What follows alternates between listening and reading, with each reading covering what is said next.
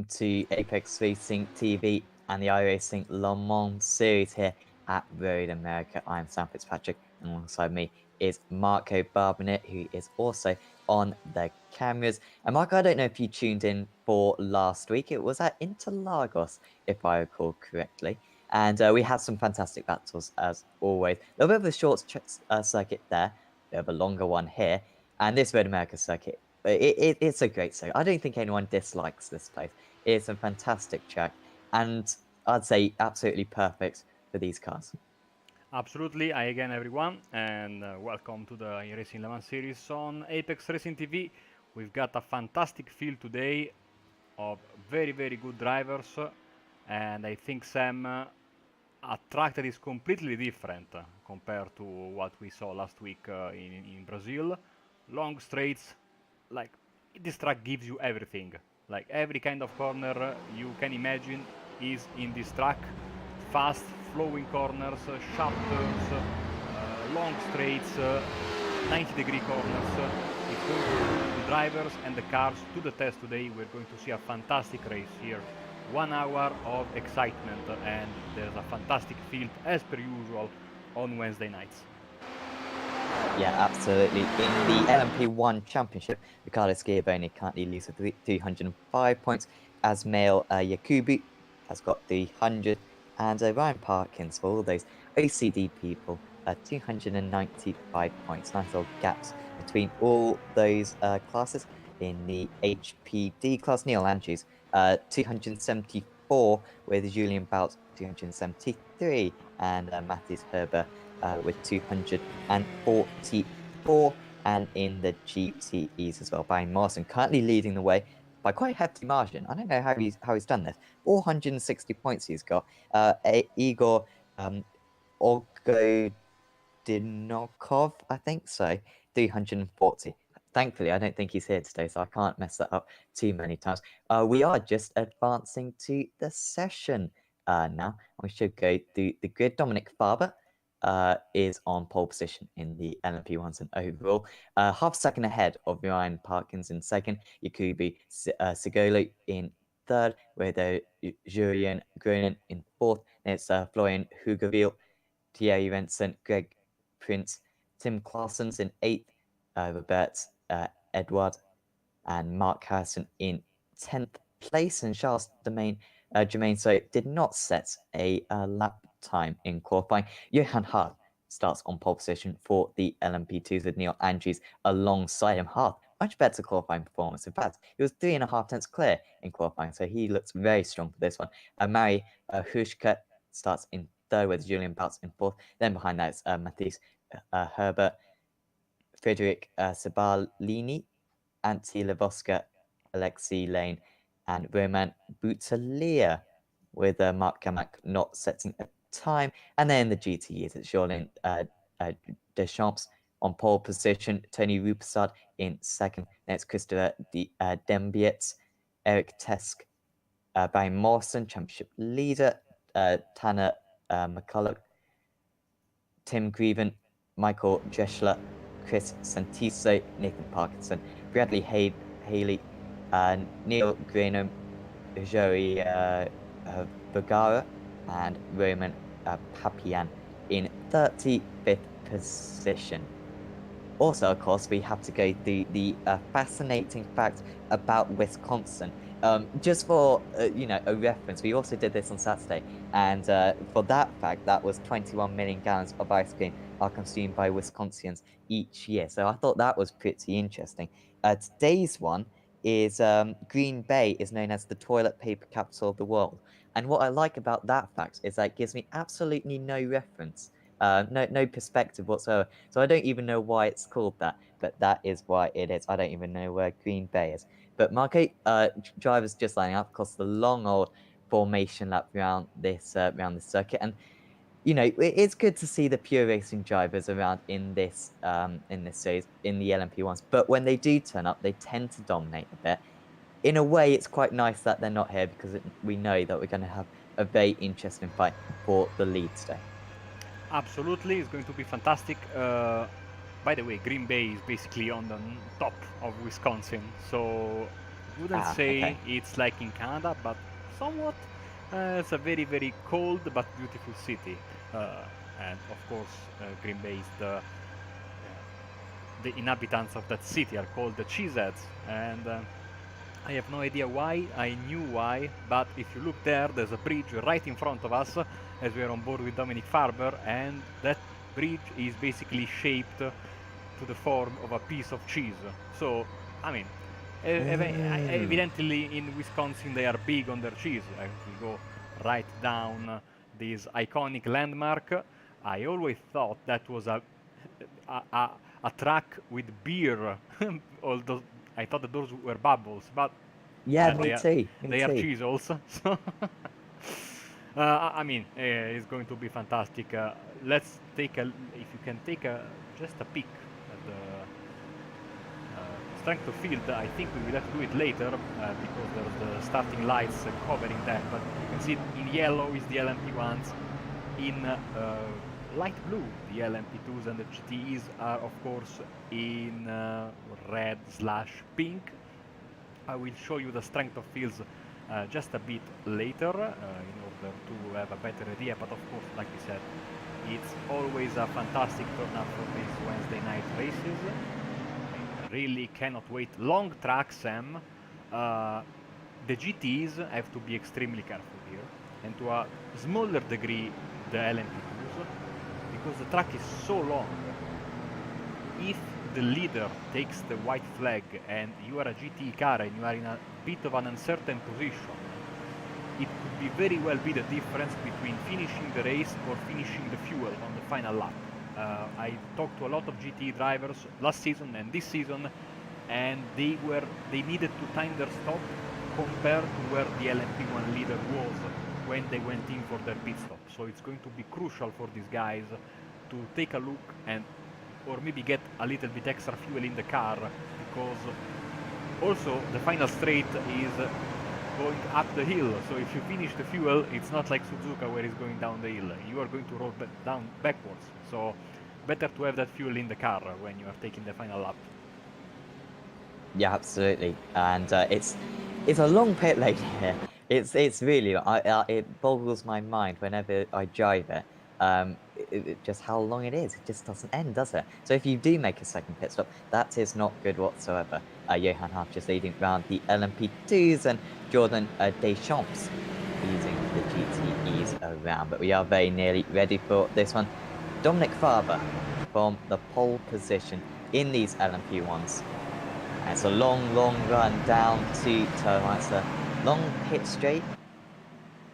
And just heading into the final corner now. Farber getting nice and close to the pace car. He's not leaving much of a gap. He's going to go as soon as it pops into the pit lane. And there it goes. Farber just holds on a little bit. Holds, and now he goes. Deploys that electrical energy. It's not a fantastic start for him because Ryan Parkins is relatively close as they head into turn one here. It is a two-way battle for the lead. It's getting interesting with the Berlin Simsport cars just behind. But going into turn one, Dominic Farber will just hang on side by side for third position. But Sigoli hangs on. Johan Haaf leads away the LMP2s, and that's a really good start for Haaf. Angie stays in second with Bout gaining a position. Cibarelli, in 15th, up 2 positions now. And in the GTEs, look at this, it's getting super chaotic. Side by side into turn one, and a little bit wide for Dembietz, but he has taken the lead. So that means that Deschamps is up 3 positions already from pole position. Tony Rupsar stays in second somehow, and Dembietz, perfect start for him. Yeah, great start. All the 3 classes. The GT start was absolutely frantic. I think everyone was able to get through, even though Cigoli dropped a lot of spots. He's now down in P7 for the Italian driver, so I don't know what happened there. I think he went off the track. Let's have a quick replay. We know, of course, Sam, this left-hander here at the end of the first straight, out of the longest straight of the track, is very, very problematic. There can be contact, you can miss the braking zone, and Cigoli went extremely wide, as you can see. He lost the position there. So, not a good start for him. Let's go back live, because, I mean, if you just push your head away from the action, track, and in this series, especially in the multi-class racing, you miss a lot of stuff. Yeah, absolutely. So that's not the start that Yakubu would have wanted to get. Barber, about 8 tenths clear. That's a nice little gap for him. Not deploying too much energy down that straight was Ryan Parkinson. That's just allowed Yuri and Grunen to close up a little bit. And a change of position. Look at that three-way battle. That's Tim Claessen's then up 2 positions from his start already. Going to defend against Sigoli and Prince as well right in there. And actually, Edward as well. Catching up to these 2, 3. So, Sarbonelli's round. And right to the rear of the field. He was in the mid-pack. But Frederick, he's not going full behind the GTEs, fortunately. That's not what he needed whatsoever. Yeah, Frederick, very, very fast driver. Usually I raced against him in the past in the Skip Barbers. He made the big leap to the LMP2s, where he's fast as well. Went wide in the final corner, lost it, and yeah, he hit the wall. Not a very hard impact, but certainly not the way you want to start your race.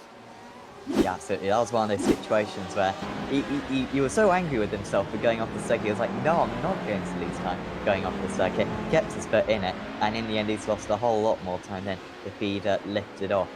So that's frustrating for him. Kamak almost into the back of Roman Boutier, just ahead. Really close in the GTEs, actually. Dembiet, look at that. Just about hanging on to the lead. The slipstream effect so strong around this circuit, and it's side by side just behind Boupessard and Deschamps. Deschamps trying to come back after that shocking start, and whilst he isn't losing too much time to the leaders at the moment, he's not in the position he would have been expecting 1.5 laps into the race. Well, fantastic stuff here from the GTs as per usual. Look at that battle for first place. Gambits and Morrison basically nose to tail. That attack by the champs on Repusar broke up this, which was effectively a 4-way battle for first place. So a little bit of breathing room for these 2 guys at the front right now. Canada, of course, the king, the right-hander, bringing cars to Canada corner. One of the best spots, I think, in motor racing worldwide, as Morrison maybe is going for it. Tell you what, get your ears ready. We are going on board with the Porsche.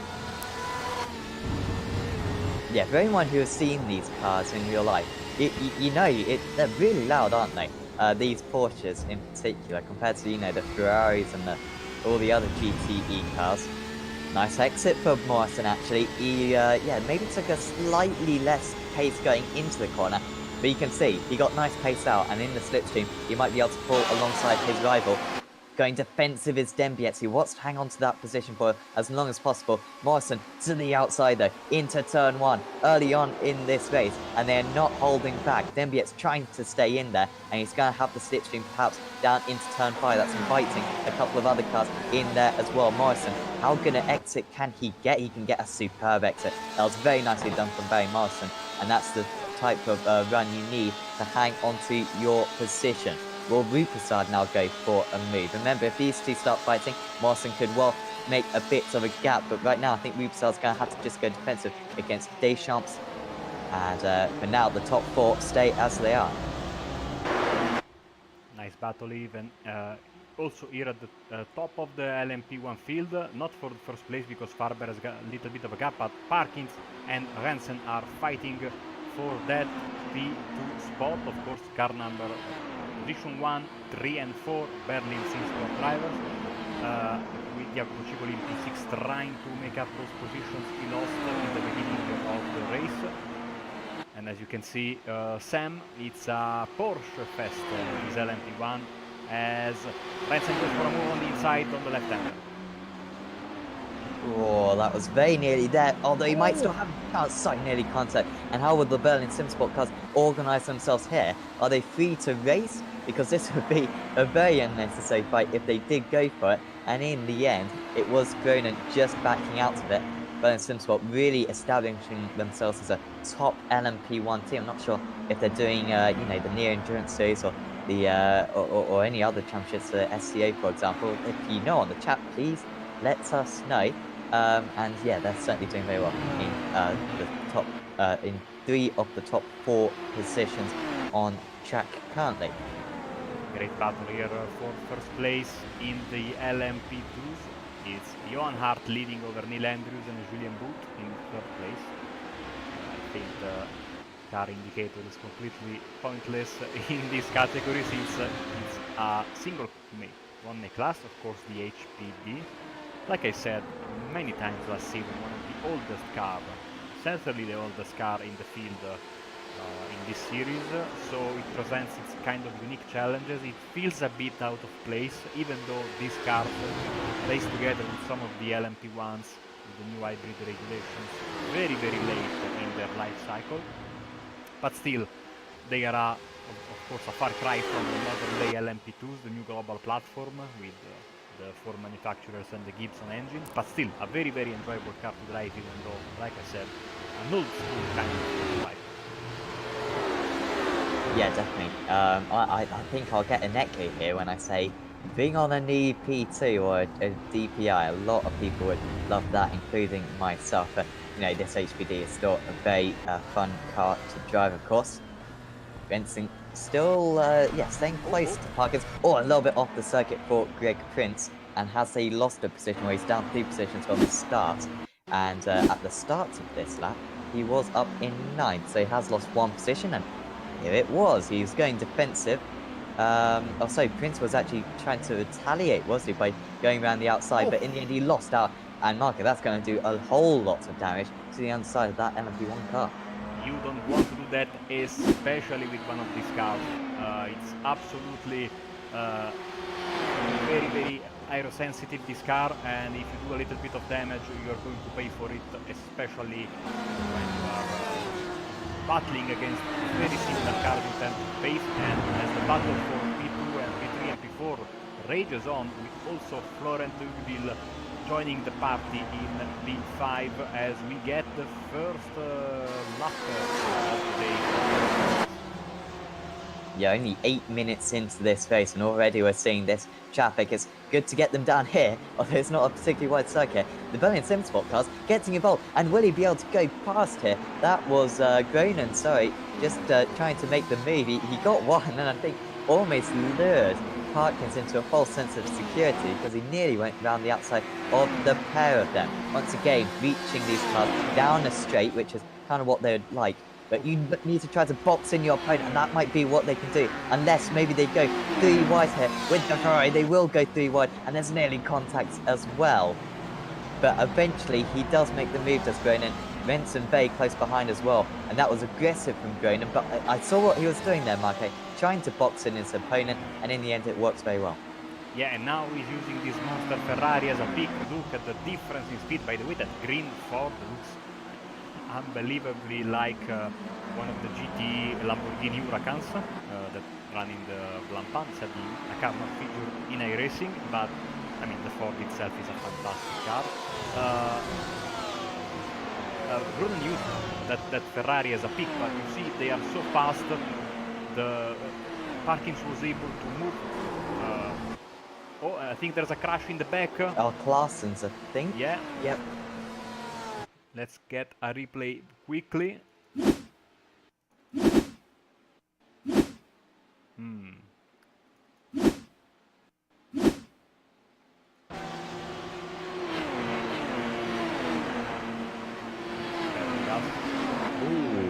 okay. Oh, here we go. Oh, man. That was a very hard hit.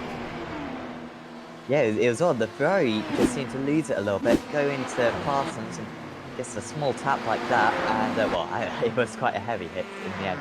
And Claessen's went straight into the wall. That will pretty much be his day over. That'll be a lot of repairs for that driver. Parkins making the move, almost getting a little bit caught out, and I think there was contact there for Renson, just getting tapped by the GTE car, and now Hugeville is right on his tail.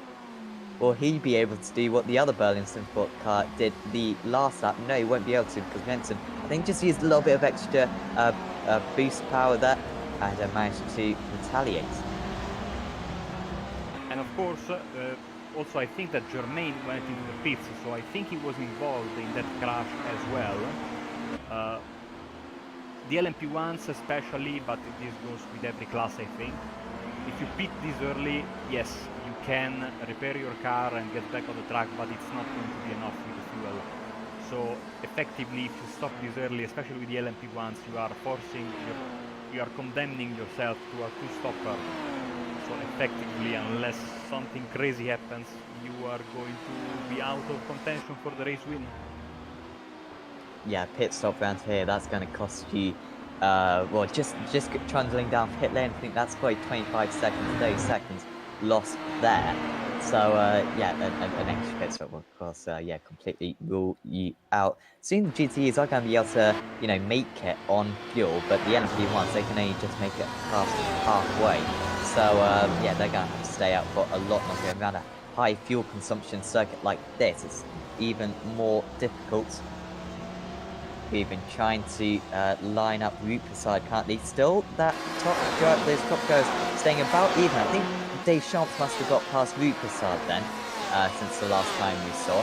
So route side actually falling down the field a little bit, down into fourth, and Deschamps very much back into the running now. And actually, it seems as though to me, Marquez, though Grieven is a little bit faster than route side as well. So not having it his own way currently, the Porsche driver. Yes, let's take a look at the cars. Of course, lots and lots of Porsches, but a good number of Ferraris, and like we said, a beautiful green colored Ford. So all three manufacturers are represented today. Let's see, because usually the Porsche is the car of choice of the very fast drivers, almost all the drivers. But also the Ferrari this season, I think, is going to be a nice contender for the best car title. The Ford always lagging behind, of course, even though I love that car, but this has been the case for quite a while. I mean, since these cars, the GTs came on iRacing, we had the Ford lagging behind the Ferrari. When the Porsche came out, the Ford was lagging even more. Hopefully they are able to get some good performance out of that car. Yeah, absolutely. I was running the Ford in SCO last year, and of course, the reason why we didn't win the championship was because we were in the Ford. If it weren't for that, we would have absolutely won every single round, without doubt. But yeah, it's all being serious. I think probably about 3/10 of a second round some circuits was the difference between the Ferrari and the Ford. So quite a difference. I think it's been improved a little bit. Of course, there was some VOP stuff recently in the last build. I'm not sure how that's affected it, but the Porsche I don't think is quite as OP as it once was. I think the Ford has been dragged a little bit closer, so they are just gaining competitiveness. That's very good to see in the GTE cars, because certainly in this series we want to see as many different manufacturers represented as possible. Still, in the LMP2 is this fantastic battle. I always bang on, Mark, of course you did 6 races last year. I did the other 6 races, so I don't know how you've seen it, but it seems like always in these LMP2 class, you never get a great lead battle. It's always a little bit settled, you know, pretty much in qualifying, and everyone just spreads out from one another. Today, though, we got a fantastic three-way battle for the race win. Usually, when I watched the races last season, I commented on them. It was Mr. Johan Hart running away with the race on Wednesday nights. And Neil Andrews was always there battling with him, but if I'm not mistaken, most of the times it was Art getting the upper hand. Today it seems like Neil is able to stay very, very close to Johan. Long straights are giving Andrews the possibility to stay in the draft and stay close. Also, Julien Bout is not very far, there in P3. So this could be a very, very interesting battle for the race win in the LMP2 HPTs. Of course, you cannot afford any mistake if you are Andrews, if you are Boot, because Johan Hart is so fast. These guys are fast as well, but you know, Johan Hart rarely makes a mistake. So you don't want to give him an inch, because he will take advantage and he will go and disappear into the sunset, even though today it's a bit cloudy. No sense. Yeah, absolutely. Hart has certainly established himself as one of the best drivers in the world of sim racing, honestly, because in the global rallycross, I think he's often a contender with Mitchell de Jong. So you know, he's one of the top drivers in that series, and I think he won the LMP2 championship last year. We've also broadcasted the Apex Online Racing Formula Renault League as well on Apex Racing TV. He was super competitive in that, so certainly establishing himself as a front runner. And so for Andrews and Boots to currently stay so close, it's a very good effort from those drivers. Out in front in the LMP1, so it has spread out a little bit. Just for an update, Barber leads by 3.5 seconds, so he's no longer pulling away from Brennan. That one's still very much on. Hopefully we get a good battle there. Parkins is another 3 seconds back, with Renson close behind, and then of course we've got this battle. Hugaville, who was pushing Renson earlier on, under pressure from Segoli, who after that poor start, Marco, dropping down to 7th place, struggling to make those positions back. I appreciate it's very difficult, and he's still only 8 seconds off the lead. So it just shows how evenly matched these drivers are out there. Absolutely, you took the words out of my mouth basically, because this is a great testament to the great pace that these guys have up front. Cicoli was very good in qualifying. Mistake there at the beginning of the race, and he only got 1 position back because he was sitting P7 after his mistake, which wasn't like a huge mistake. He went a little bit into the runoff area there at turn 4, even though it should be turn 3, but you know, the straight between turn 1 and turn 2 is considered a corner for whatever reason. On this track, Cicoli goes on the inside, on the left-hander. He keeps it on the black stuff this time around, and he gets the position, so it's a top 5 for him right now. And of course, we have to get ready, because I think in around 10 minutes time, a little bit more, we will see these LMP1s get in the pits for their Yeah, nice one from Segoli, and yeah, like I said before, he's only 8 seconds off the lead. If he can keep this up, he's going to be certainly in with a chance of a podium at the very least. The Pro Drive Shop Racing driver is his team. Very, very fast Italian team. I don't know too much about them, to be honest. Were they something before and then being renamed? I don't know that they have this name for quite a bit of time. Big thumbs up for me, of course. Good team. Always nice to have some fast Italian drivers in this series, of course. Yeah, absolutely. Deschamps is very close to MBS. Remember, Deschamps started on pole position, and he's trying to come back against his rivals. He's round the outside, super late on the brakes for Deschamps. He's a little bit off the circuit. He can get away with that. He may have picked up a 1x. He will not care one bit, and round the outside through turn 6. Very nicely done there from Jordan Deschamps. He's recovering superbly well. So he started in 2nd position. No, so yeah, he did start in 1st position. Apologies to Deschamps. And Morrison started behind him, of course. And he'll now be looking to make back that position. He's made it difficult for himself, Marco. But this would be even sweeter a victory if he could win this race, despite that very poor start. I mean, yeah, 1.6 seconds. Morrison in front of him, so not impossible to close the gap, especially if the Trump shows the pace he showed in qualifying. We'll see. Of course, he has to deal with Christopher right behind him. It's not a tough thing to do. So right now he has to repel the attacks from he's able to that, then he can focus on trying and get back to Mr. Barbanera right in front of him. He can see him, so we know this could be a very, very close battle. Right behind them, Team Greven still hasn't been able to get around, so they've been checking on the gap. It's been right around 0.6, 0.7, 0.8 of a second, but not getting closer than that. And of course, you need a little bit more closure between yourself and your opponent if you want to be able to move the battle. Yeah, it's incredibly difficult to make the moves in this GTE class. We see it week after week around this circuit pretty much. You know, maybe like Monza is maybe a little bit easier to make the moves, but it's slipstream heaven around here, and yet drivers in those in those GTE cars very much struggling to make the moves. Antti Lebosca is also struggling a little bit as he just see a Berlin SimSport car drive past. Also, thanks to those on the chat who responded to my question. Yeah, they're in SCA, and I think I also saw someone say that they might be in Neo as well. So good luck to those guys. Oh, and we got an LMP1 round, and Lebowski's made a little bit of contact just out of nowhere down the inside. Not sure who that was spinning round. I think, well... Yeah, it would have been Parkins, I think. Yeah. Or Jermaine. Let's see, let's get a replay.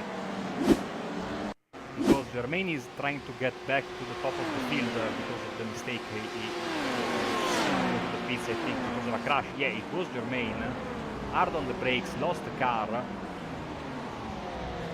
A lot of cars went in there, so trying to get that GT car. I think it was Michel Drexler. Yes, that was him, also involved in that pileup. Small pileup, but scary moment nonetheless. And of course, all these three guys will have to deal with damage now, so it's not going to be easy for them.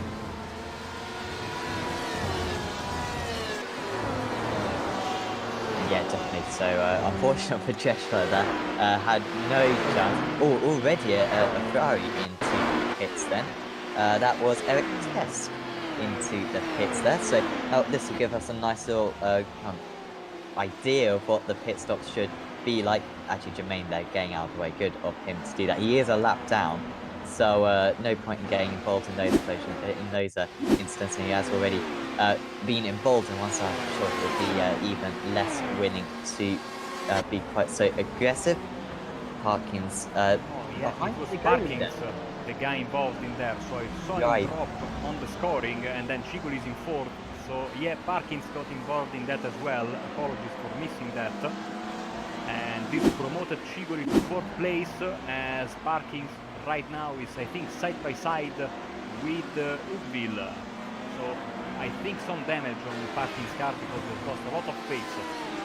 You know, it doesn't take much damage to have a performance decrease on these cars, on these LMP1s, as Ugville is a bit wide, and he is now able to save the car, but he lost a little bit of time, and Parkins will try to get an advantage. But you see, Parkins is extremely close, so I don't know what's going on with him. Sorry, this is not Parkins, of course, but that is lap cars, I think. That was Carl Germain, yes. Oh, what happened there? Oh, big crash then. Was that a Berlin SimSport car? It was Gronen. Oh, wow. Second position, fighting for the lead, and Julian Gronen then out of this race seemingly. And let's see what happened then to the King. Is it a mistake by himself? Yes, it is. And wow, that's a big one, Marco. That's a very strange one. Almost, well, that's the definition of oversteer, I guess. Just lost the rear end and had no chance to collect it. Absolutely not. Terrible crash, and he is there to say out of the race. That was a massive hit for him. Because it does benefit his teammates. Dominic Farber now 10 seconds in the lead, but Thierry Vincent maintaining the Berlin SimSport 1-2, but no longer is it a 1-2. Oh, and the big crash as well. That's Jermaine once again getting involved. That was not his fault this time. And Julian Boutz, the driver who was in third position, I believe, and he's completely out of contention. Fighting for the win was Julian Boutz, but not anymore. It's all happening, Sam, and the drivers behaved for 25 minutes, but now all semblance of behaving nicely has gone away. We've seen some big crashes and some very aggressive driving, especially when trying to lap cars. Also, Charles Germain, I mean, he has every right to try to get his positions back because he's still in the race effectively, but he has been very, very aggressive. And he was involved in a couple of collisions that, I mean, he could have avoided them because he wouldn't want to slow down even more. Look at that, 3 wide going into the King. I think that should be the Ferrari of Team Greven. Yes, he is fighting with his opponents, with the LMP2. This is the classic nightmare scenario of every driver in the series. LMP1s, LMP2s, and GTs are all together trying to lap each other, and usually that's when things go bad in the series. Yeah, absolutely. It's really close though between Hugerville and Parkinson. Hugerville is going to try to make this move. He has made the move, and Parkins he knows that. He's resigned to, unfortunately, just going to be a slower car to the end of this race due to the damage they picked up earlier on. Remember, running in the top 3 positions, or he would have been running in the top 3 positions, but instead he, yes, got that damage for that instant. That was not his fault, and he's just going to be looking for maybe a top 5. He isn't a whole lot long way ahead of Edouard behind though, so yeah, just going to be trying to get as high up the grid as he possibly can for Ryan Parkins to date. About now, how much damage has he got in comparison to Hushka? That last lap, he lost 7 seconds due to the incident and trying to go for the move there. And in the end, the Porsche did go wide. And that is, I think that's the leader actually. I think that's Barry Morrison. I think that's a little bit high. The push fin delivery. Just a quick update. Thanks to Daniel Suzuki, that he's telling us that Farber isn't racing anymore for Berlin Simsport, so we will update it for the next race. Thank you very much, Daniel. As Rensen is in the pits. It's a little bit, well, we expect these drivers to pit between 25 and 35 minutes. So, yeah, 28 minutes into the race. And of course, they also had the formation lap, which, you know, whilst it isn't massively important, it's a long lap around here. And so that could well mean that you do one less lap than maybe you originally planned. Pushka still looking for the move on Bouts, and this will be interesting. I don't know if we could just go on board with Marie here. No, he's going into the pit, so we can't get that comparison. But clearly going in as soon as possible is Bouts. Maybe get a little bit of that damage fixed, and hopefully we'll be back out in the race a little bit more competitive than they were after that incident earlier on. Battle for P8 in the GT is Michel Derrissel trying to get back after the contact he had before. Chris Santiso is right in front of him from Iberia, also in his beautiful Porsche. Joshua doing pretty well, isn't he? Well, he's only about 20 seconds off the lead currently, is Jesler. Which, considering that he had a spin which probably cost him 10 seconds, he would have probably been fighting for, well, probably would have still been behind Grieven, but still fighting for top 5. I think there was Greg Prince having another mistake that Greg's race going from quite a high initially, gaining a few positions early on. It's gradually been going down the field since. Ebert able to avoid that as an LMP1 car skips through the grass, and also we've got Farber and Cigoli in the pits. So the race leader is in, Cigoli in as well. Let's see Urville. He has yet to pit, same as Parkins. Parkins is in, also Urville, also Edouard. We'll see if Harrison takes to the pits as well. The first car that has already pitted in the LMP1 field, of course, is Thierry Hansen, as Harrison is in as well. And as you can see, he's basically finishing his lap. He has to take the final corner and go back to the straight. As you see, Farber is coming out of the pits, and I would say comfortably in the lead of this race. Yep. Got a nice gap. He was over 10 seconds ahead before the pit stop. Just wait to see where Vincent is. Yeah, he is still in second position. So it's, yeah, still the Berlin Sim Sport car in second place. Segurli remains in third. Parkins can get ahead of Hugerville out there. No, Hugerville still in fourth place with Parkins in fifth. Exactly. Cigoli is up to third after all this, so he was able to use his speed strategy in order to get a better position. Little bit of skill on the track, little bit of luck with the crashes, and little bit of good strategy promote Cigoli to P3. back to where he started finally after 31 minutes of racing. So you know, you make a mistake, even a small one. It's a lot of work to get back to where you were. It took like 30 minutes for him to get back there.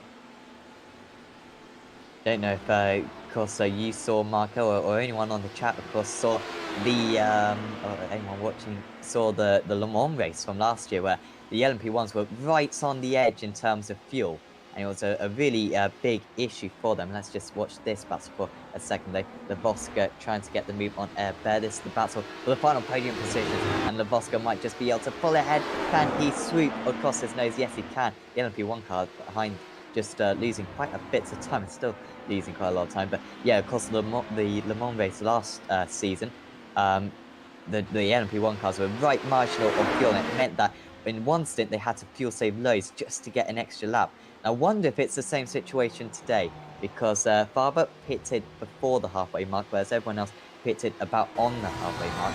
And I'm wondering, Mark, is Faber going to have to save a lot of fuel and be dragged back towards the other drivers in this second half of the race, because he has to save one more lap of fuel than his rivals? And I tell you what, look at the pit time, the effective time they were in the pit stall. It was 20 seconds for both Farber and Rensen, 21 for Cigoli, 22 for Ubil, and the same for Eduard, 28 for Parkins and 20 for Harrison. So let's keep an eye on, especially on Parkins, Eduard, Ubil. They were a little bit longer, whilst the top three were a little bit shorter in their pit stall, so maybe they put a little bit less fuel in the car. And let's see, I think that the 28 second stop by Ryan Parkins was due to the damage, so that's not a figure we should consider too much. Strategy always an interesting part of this racing. I don't know if you've seen, Marco, what's happened to Deschamps, the fact that he's behind Dembietz as well. Saw that move a while ago with Deschamps making the overtake, and it was a very good overtake as well into turn 6. That was about 10 minutes ago, but now those two positions swapping over again. So Morrison still leads, that gap up to 2.5 seconds. So in this GTE class, to build up a gap like that, it takes a long time. And yeah, it'll be interesting to see if Deschamps can respond once again to Dambietz, as Johan Hart, who was leading the HPDs, is into the pits. Neil Andrews able to stay out, and this is a big lap now for him. Really wants to try to get track position if he possibly can, or at least move a little bit closer. And so Andrews will give it its absolute all now on this lap 17. I think we have a replay on the screen right now to describe changing positions. The Champs went wide, the left-hander there. That's what Dampitz needed to get the move done. Yeah, so just a mistake, and oh, there's another mistake here, and this could be an awesome opportunity for Deschamps. Don't know if we could go on board with Deschamps just for a second, see how close he can get into turn 1. He's got a fantastic run after that mistake from Dembietz, and Deschamps will go to the inside, and LMP2 coming out of the pits as well. That's not what they needed, but it's not going to stop Jordan Deschamps from taking back that second position. Responding though, coming out of turn 1 and going through 2, going into 3, and the HPD somehow makes his way past. In the end, Dembietz actually being very nice and just backing out of it, probably the wise thing to do. And all of a sudden, Rupasad is right in this fight. Well, that was a crazy moment with the LMP2 rounding these guys on the outside. Of course, the speed differential is there between these two classes, but not as much as between the LMP1s and the other classes, basically. So it's always a little bit of a hairy moment when the LMP2 tries to make a move on a GTE car, as Neil Andrews is in the pits, by the way. Let's see, because we still have, we are waiting for Antti Levoska's pit, as well as Mary Ruska's, Frederik Bardellini, Alexi Laine, and Mark Gammak as well. Levoska is in as well. Let's see if Ruska is in. Yes, she is as well. Sbardellini coming around. This is the final corner. Yes, and he's in as well. So in the end, I think that everyone is pitting right now. Not the driver from Finland here, Alexi Laine, is staying out. I have to make a wrong prediction once the podcast. So where is Hearth in comparison then to Angie's? I think Angie's is still in the pits and Hearth should be ahead. Yep, there you Yes. go, Hearth. You just saw across the screen, or at least from my camera angle, I did. And Hearth is a long way ahead of Angie. I say a long way ahead, 3.5 seconds. So it's still on this battle, or hopefully it is. And yeah, Hearth now just needs to try to maintain that gap to the end of the race. Dambiet's trying to respond against Deschamps once again, an LMP2 car coming out, as they are very close to one another into turn 1. And a little bit odd there from Dambiet's there. Marco going a bit defensive. I don't know if he was letting his HPV friend past or being a little bit harsh in them there. I mean, it's nice to see some nice driving in this series. I mean, not nice in the sense that they are not driving well. I mean, a little bit of courtesy. You go ahead. I'm just doing my race. But what is interesting, I'd say, is the fact that Deschamps hasn't been able to pull away from Danwitz after that move. The guy that has been able to pull away, that was like you were saying before, it's very noisy. You see the gaps on the screen right now, 3.2 seconds over the front, and Danwitz is following closely. With Repoussard trying to get back in the fight, but it's not easy. And Greven, of course, sitting in P5 with his Ferrari. Clearly, he is faster, but he's struggling to stay with these guys. Maybe it's because of the Ferrari, or maybe it's because these guys are faster than him because of that. As Line is in the pits from the lead in LMP2, so that should give the lead of the race back to Leon. Yeah, and Haley also gets involved as well in that GTE battle. He's only, as I look now, a second behind Greven. So Greven, yeah, seemingly struggling a little bit and just falling back into his Ford rival. And good to see that Ford represented out there, the number 7 car of Haley. But he is certainly in slipstream range, I think now, 17th or second, so really good lap there for Haley. And he is actually lapping, gosh, he was a second faster than Dambiet's on that last lap. I think that was because Dambiet's was getting overtaken, because on that lap he was only 4/100ths faster, but certainly showing some excellent pace now is Bradley Haley at this end point of the event. Let's go on with the sport. Let's give him justice for a bit. Often the forgotten car in GT. Beautiful sound. Yeah, go ahead, Sam.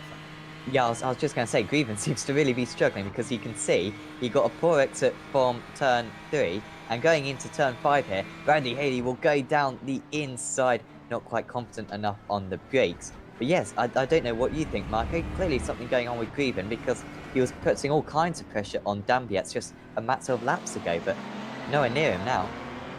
Maybe, let's see, because, well, he has yet to stop, so clearly not an issue with fuel. Maybe I thought maybe it's fuel saving, but most of the GT field, especially the top runners, still have to pit. Let's see, I have honestly no idea what's going on, because yeah, Greven was very fast in the beginning of the race. I don't remember any contact for him, maybe we missed that, entirely possible, but still, he's looking a bit slower than earlier, and of course now, you know, maybe you can lose a lot of time. You let one of these prototypes by, for example, in a bad spot, but the guy behind you was able to let him by on a straight, so you didn't have to make too much, and that's all that's needed to close the gap. As you see, the Ferrari there a little bit sideways coming out of that corner.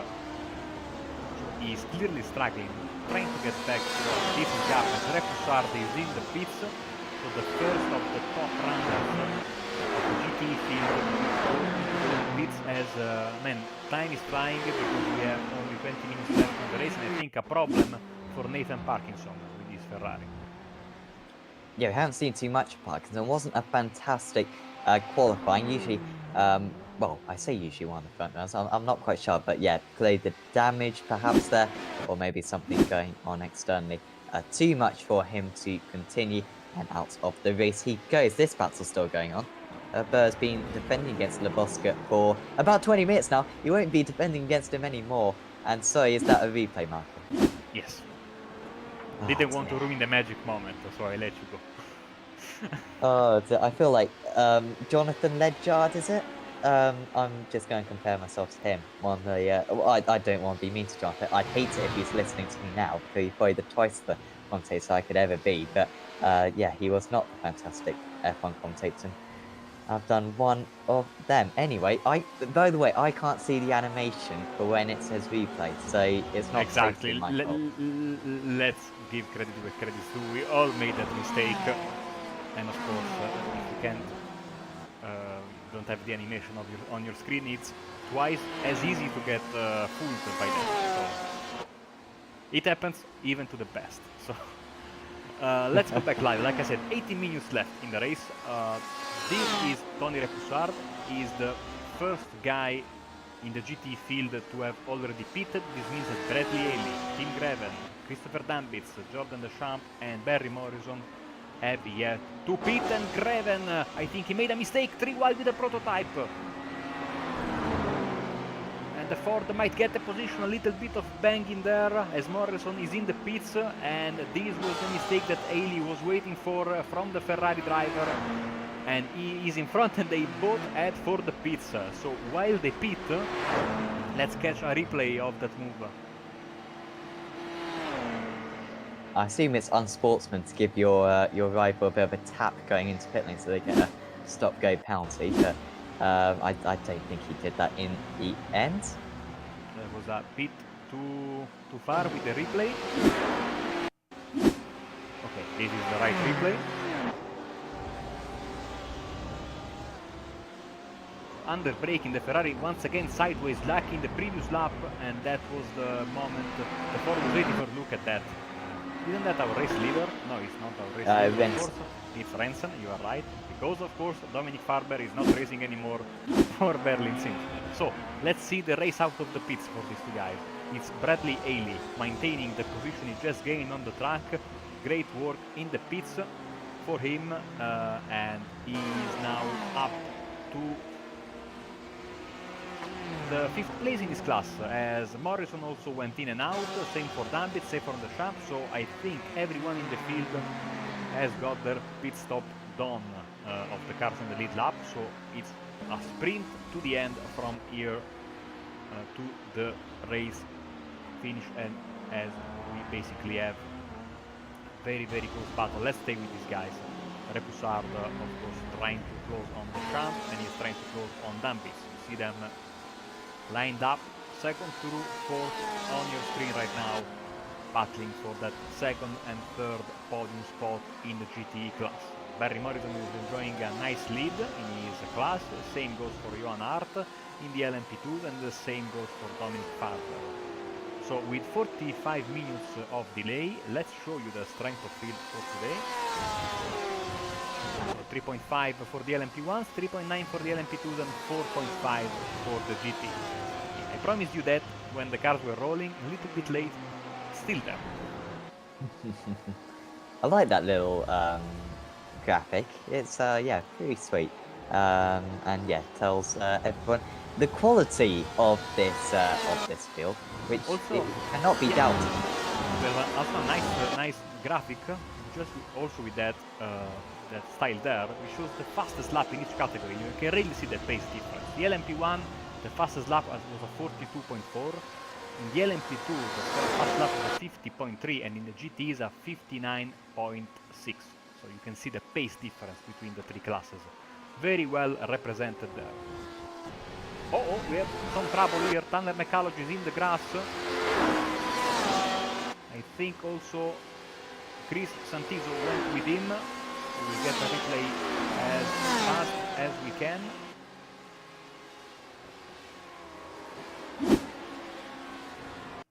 Yes, so it is in the GTE class then. Santiso, yeah, Apollo is running in, I think, 7th position currently in the GTEs, and the 27 car running wide, not having any of it. Kept his foot in seemingly and did pretty well in the end to hang on to the car. We have a big problem for a leader, I think. Let's see what happened for Wow. Johan Hart in defense from the lead in the LMP2. Oh, there's a bad crash with that Ferrari there. And that was Eric Tesk with number 17 Ferrari.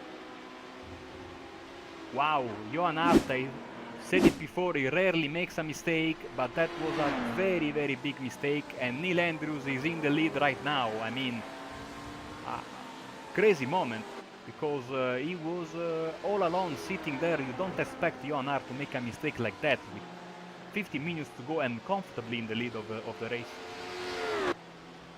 Well, he only had about a 2-second lead, so I wonder if Andrews can take a little bit of responsibility for that spin, putting a bit of pressure on his rival. Although it was, oh wow, that's Edward. Carbon copy crash. In fact, for a second, I thought that was the same crash as not Tim Clarson's, Urian Gronen earlier on in the race. Very common mistake. And of course, once you get a slide like that, there's no coming back. There's absolutely zero chance, especially around the circuit with so little runoff. But yeah, I think Hart's mistake can go a little bit down to Andrews, because yeah, Andrews are putting a little bit of pressure on. Or maybe it was just a lack of concentration, running that wide, going through turn 1 and not respecting the grass as much as he should have done. And yeah, I'm putting that down as a commentator's curse, by the way, Mark. Yes. Okay? I absolutely repent myself for what I said like 30 minutes ago. Sorry, Johan. I mean, that was very, very surprising from a driver of his caliber. And Neil Andrews inherits the lead. This promotes, of course, Ebert to P2. And I think in third place in the LMP2 class we have Antti Levoska right now. Yes, so profiting from that mistake. I don't know if I've already said, I may have already said, but Dembietz is back ahead of Deschamps, which means that Deschamps, because he had a bad start, dropped down to 4th, made his way back up to 2nd, then made a mistake, dropped back down to 3rd, made his way back up to 2nd, and then seemingly has had a slightly slower pit stop, maybe due to him not having quite so much slipstream as his competitor there, Dembietz, in his pit stop, and has dropped it back down to 3rd. But if he can get 2nd, it would be a very nice 2nd, although I'm sure from pole position we would have been looking at the race victory. That's 5.5 seconds up the road though with Barry Morrison. But Deschamps edging closer and closer. I think going into turn 1 this time, Marco, I think he's going to have a fantastic chance against Christopher. I mean, these two guys have traded blows all the race long. They have a very, very similar pace. They are battling hard, but they are still able to maintain their gap over P4 of Repoussard. So it's clearly, as you see, I think Neil Andrews is going by these two cars we are talking about right now. So, I mean, it's a coin toss between these two guys. I don't know who's going to get that 2nd place. Oh man, sorry guys. Oh, that was all on me. Yeah, take 100% credit for that. That was not Christopher's fault. Great to get a on-board replay of that, because I'm not even sure if that was a slide. I didn't even see a slide. I thought initially it may have been like a hardware failure with the wheel just locking left. Let's see. No, it was a slide, but massively overcorrected it there, did Dembietz, and yeah, that's him down into 5th. It promotes Repoussard into the top 3. Bradley Haley from 6th a few laps ago into 4th. Let's get another replay, another crazy moment between, I mean, in this race. And Dembietz so good all the race long. A very, very strange mistake, because usually that corner is not the most difficult corner of the track. But once again, like you were saying before, Sam, the pressure that sometimes the guy behind you is able to put on you is too much when you make a mistake. When you go off the track in this position, you make a mistake. Of course, this also promotes the form of Bradley Haley in P4. So Repoussard is on the podium right now in P3. You see right in front of him. Of course, the champ sitting in P2, and now is Tim Greven trying to have the best of Dembietz Greven always there, sitting with his Ferrari, not able to close the gap to the Porsches. Now, of course, he has also the problem of dealing with lapped cars. I don't think that Christopher went into the fence, but sometimes, of course, after you make such a mistake from such an important race, you risk. I mean, it's tough to get back into that racing mood, into being focused 100%. You keep thinking about the crash, so he has to be very, very careful now, Christopher Danvers, because he might lose another spot to Team Greven. Yeah, Graven hasn't had quite the pace to keep up with Haley, apologies, after that incident. And here's Jermaine with, well, I think that's pretty much game over for Jermaine there, and maybe has caused too much damage to the car, and back to the pits he goes. That's his day over. He was somehow running in I think 8th overall, only behind one HPD when he made that mistake, despite getting involved in a couple of collisions. Shows the pace of the LMP1 class, and to be fair, for Jermaine's pace, but unfortunately missed it, having an incident right at the start, and a couple of others since have not helped him today. Santito still defending against McCulloch, and those two have been locked together ever since the start of the race. This one is getting very interesting there. Greven still trying to make the move on Dambietz. Like I said earlier, Haley has been able to pull away from Greven, but that's not stopping him moving into the wall. Big mistake, and that's an odd position because it's going into the kink. Let's get very, very quickly a replay, and then we go back to the battle there.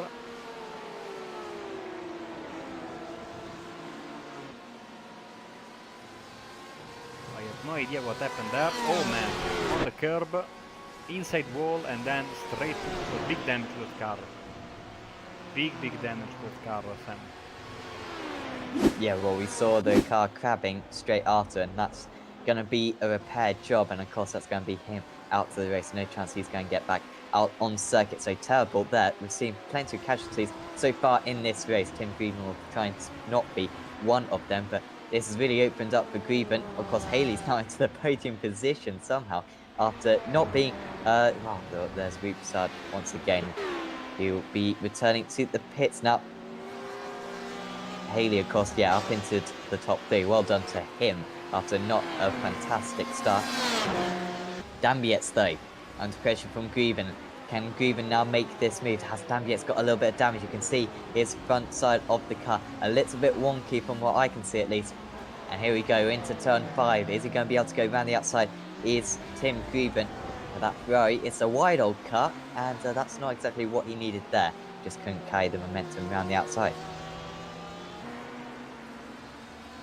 Just a quick word, Bradley Haley, very, very nice, keep it calm strategy. Was able to, in the end, profit and get a lot of position in his pocket, and now he sits on the podium. So very nice race. I like this kind of drivers that maybe they're not super spectacular, but they keep focusing. They don't make mistakes, and in the end, more often than not, they get their reward for their patience.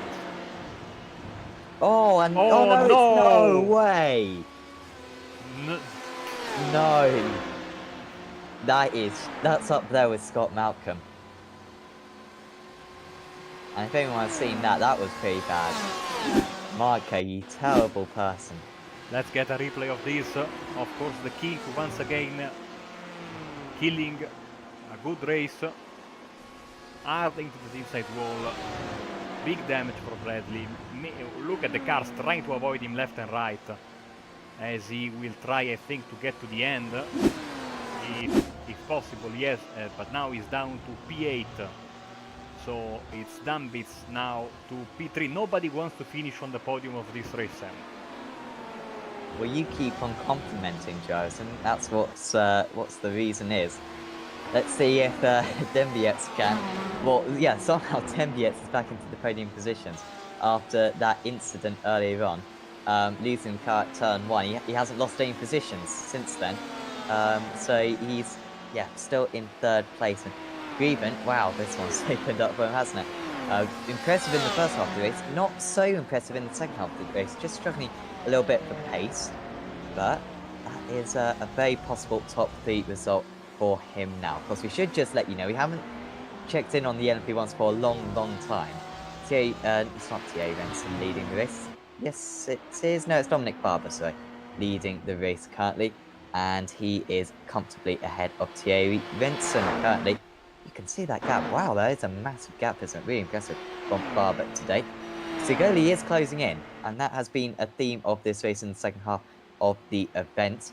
Don't think he's quite going to get there, though, unless he's got a little bit of spare battery he can deploy in the remaining stages. Parkins is in 4th there, and Neil Andrews leading the way in the HPDs. That's by 18 seconds over Herbert, who has profited from those mistakes. That was the mistake from Lane on the replay. This time I spot it. But still defending against Lebosco, although that one's actually pulled out a little bit. But back to the GTEs, I think, because this is where the battles are. I think it's a problem for Uggville. Got passed by Mark Harrison there. Let's get back to those GTEs because this battle is extremely close. As they're getting on the front stretch.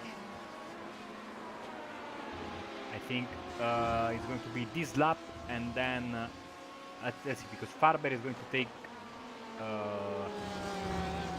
He's almost close to the end of the lap. So I don't know if he will get the white flag or not this time around. I don't think so. We got a couple of minutes left in the race. And he is starting his lap right now, so no, it's going to be this lap and another one for the leader of the race. Yeah, so only about 20 seconds difference there, so we'll wait and see if that catches anyone out. These guys aren't going to be lapped by the end of the race either, so these two are pretty much going to be the last drivers across the line, I think. Because, yeah, they're going to have about an extra 1.5 minutes, I think, after the race leader has crossed the line.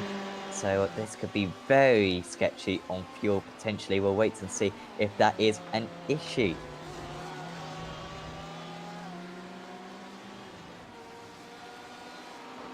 Pretty much the only battle going on at the moment is this one. There are a few close cards out there, including Albert and Lebosca and Vincent and Parkin.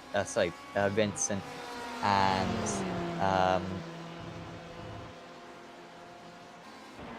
I mean, Chigoli is getting very close. Maybe Rensen is saving a little bit of fuel.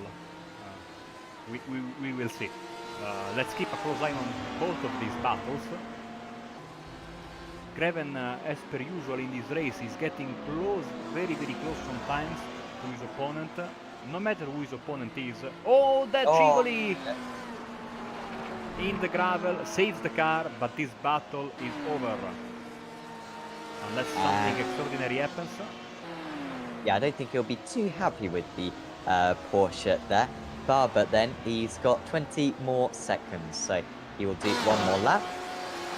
He could just stop, to be fair, on circuit there, and he'd still just be able to finish the race right there and then, because he's got such a margin, 20 seconds ahead of Thierry Renson. Even just dropping back a little bit, he's got 2 more chances. Or he should do at least, as long as he doesn't get lapped. And you know what? Where's Faber? I don't know if we could just see where Faber is right now. I think he's going to get them. Yeah, this is going to be their last lap. I forget how much the overspeed is. Oh no, they're going to get... Yeah, they're going to be lapped, aren't they? So this is it for Grievin then. And he's kind of lost his main opportunity. There was 2 main opportunities into turn 1 and turn 5. And he's got to look for a very crafty way to get past from now on. Yeah, let's see, because I mean, you see them in the back of the shot. You see the LMP1 leader, as now an LMP2 is breaking up this battle. So I think that Dampitz is safe. He will be able to finish the race in P3 in his class. Bit of a crazy moment there. So let's go to our leader. As you can see on the bottom left, we updated the team name. Talk Esports. Dominic Farber, number 10 today, but absolutely the number 1 on the track, like many times last season. Oh, what happened there? I think that Barry Morrison is out of fuel because Jordan Deschamps went by Wow. him on the final corner of the race. So as Dominic Farber goes and gets the race win, that's going to be it for the LMP1. Let's see where the other leaders are as Farber gets to the start-finish line. Neil Andrews is finishing his lap, and Jordan Deschamps has won the race basically because all the other all the other GTs have gotten the checkered flag already. So Morrison is in P2. What an extraordinary end of events, turn of events here, and this GT class today, Sam, has been crazy. All these crazy moments, all the mistakes, and that fuel, I said in the beginning, is going to be very, very close for some of these guys. It punished a perfect race from Barry Morrison. Neil Andrews gets the win in the LMP2s. Yeah, profited from Johan Hart's mistake. The Voska's got ahead of Herbert, so after following for so long in this race, Herbert's clearly had an issue, or maybe struggling for fuel. And that's going to be it. Of course, Morrison was completely reliant on one, of course, getting to the line, which he couldn't even beat. Couldn't even beat Deschamps to the line in the end, but he was totally reliant on them lot getting lapped, and in the end they weren't, and that left him a lap short. Pretty lucky in the end to get second position because if it weren't for Farber's massive gap over the rest of the LMP1 field, they wouldn't have been lapped. But here comes Deschamps, and very much just a parade lap. He doesn't actually have to finish this lap. The number 3 car flashing his lights. He's going to be the last driver to cross the line. I think everyone else has already crossed the line. And it looked unlikely a lot of the time. After a poor start, first to fourth in the first few corners, and then losing second position 2 more times after that. Jordan Deschamps is going to win the GTE class here at Road America in exceptional circumstances. But he fully deserved that one. And Barry Morrison will be absolutely kicking himself. Absolutely. What a crazy turn of events. I tell you what, Sam, it was a very, very, very enjoyable race.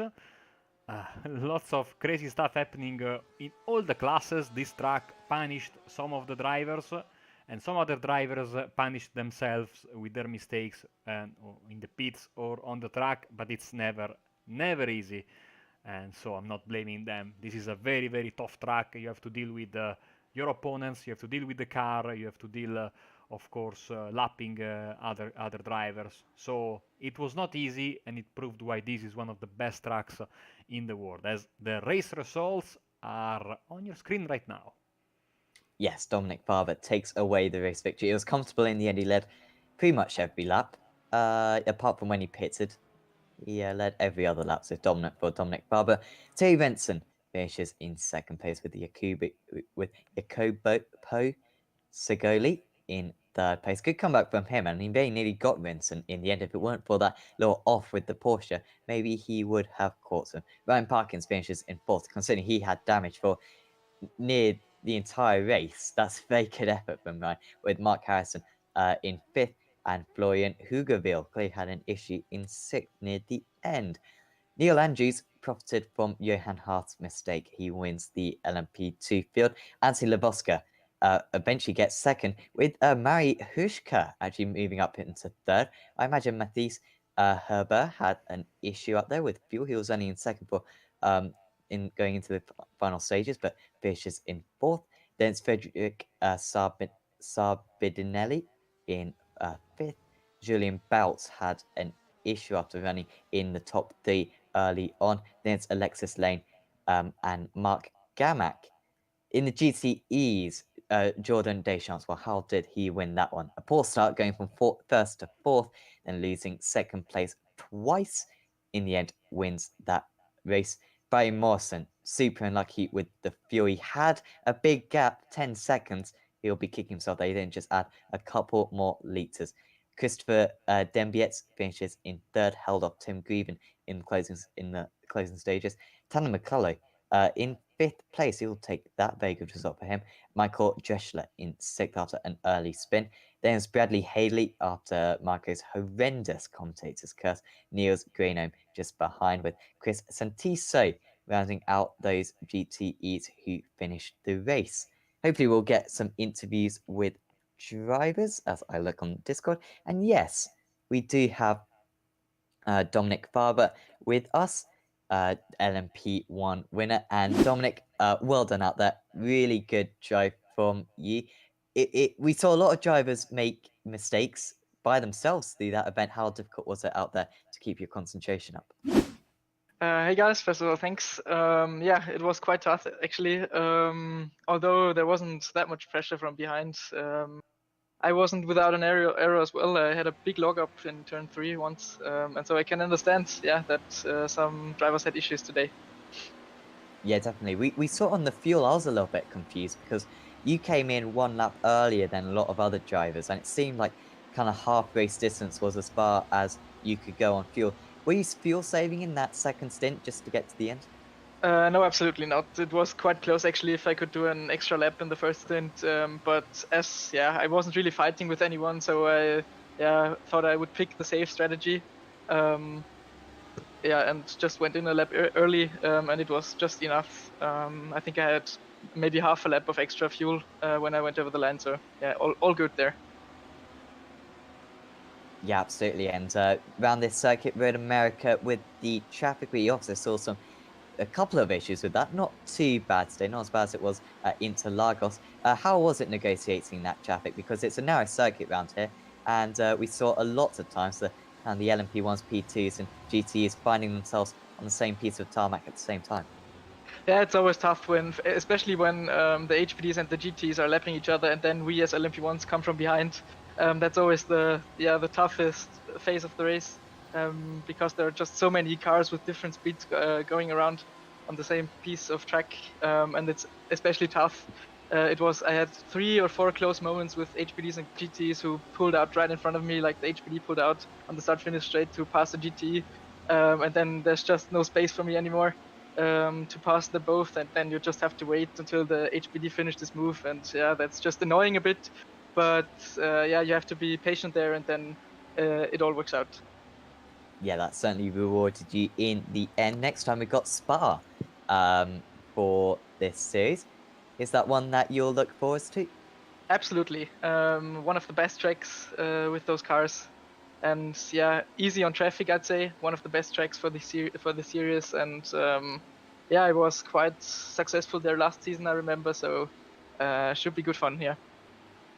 Yeah, absolutely. We certainly look forward to it. Before we let you go, anyone you'd like to thank? Obviously, thanks to the team, to all sponsors, to all the viewers, of course, for tuning in, and obviously thanks to you guys for broadcasting the series again. Yes, thanks, Dominic. We were getting your team wrong for the first half of the race, but apart from that, I thought we did a decent job. Of course, you are Sorg Esports, aren't you?